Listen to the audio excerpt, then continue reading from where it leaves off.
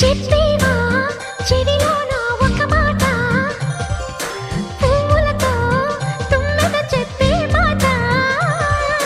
నీ చిరునవ్వు సాక్షిగా తాజ్ మహల్ నాదట, నీ పెదవంచు సాక్షిగా షాజహాను నేనట. నీ తీయని ప్రేమకి నా పెదవే నజరానా, నీ బయటకి నేనిక బానిసనే నెరజానా.